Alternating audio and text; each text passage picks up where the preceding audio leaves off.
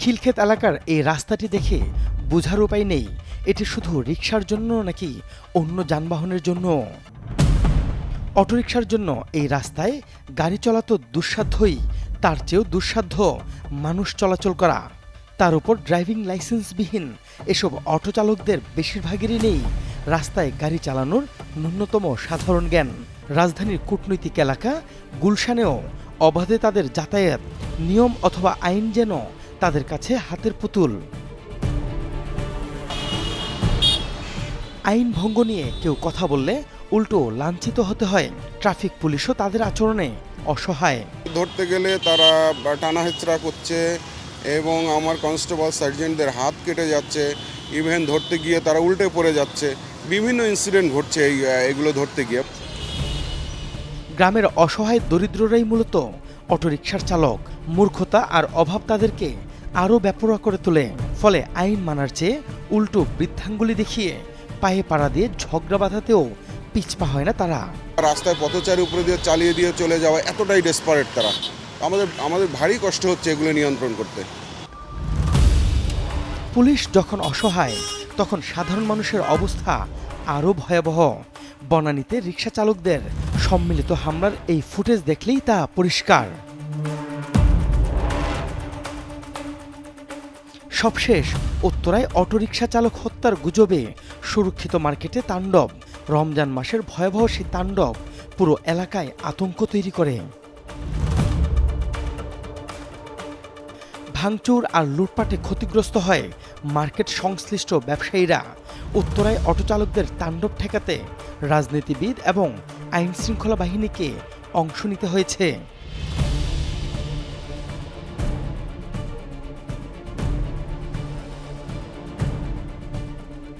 এছাড়া পথে ঘাটে হরহামেশাই অটো চালকরা যাত্রীদের উপর চড়াও হচ্ছেন।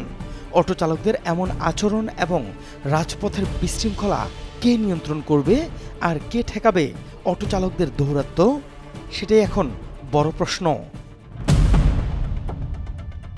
খিলক্ষেত এলাকার এই রাস্তাটি দেখে বোঝার উপায় নেই এটি শুধু রিকশার জন্য নাকি অন্য যানবাহনের জন্য।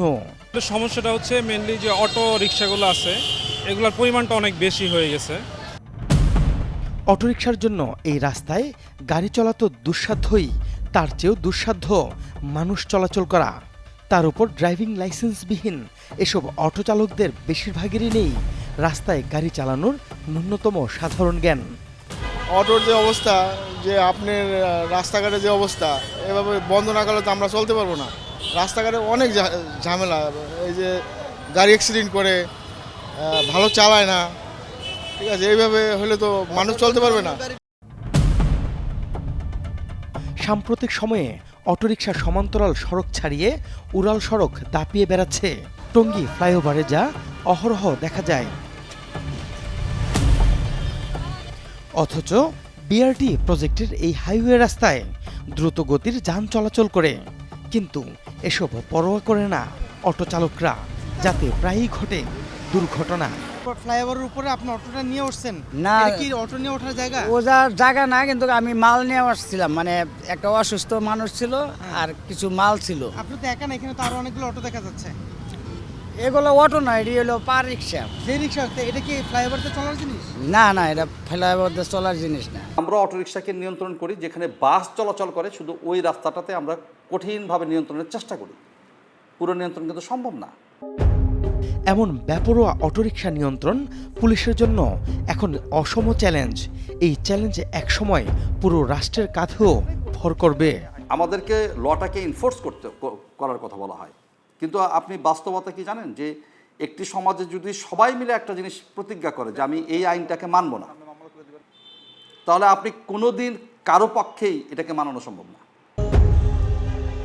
তার মানে অটোরিকশা পুরো জাতির জন্য বোমার মতো, যার কারণে সাধারণ মানুষের সম্মিলিত অংশগ্রহণ ছাড়া এদের ঠেকানো কঠিন।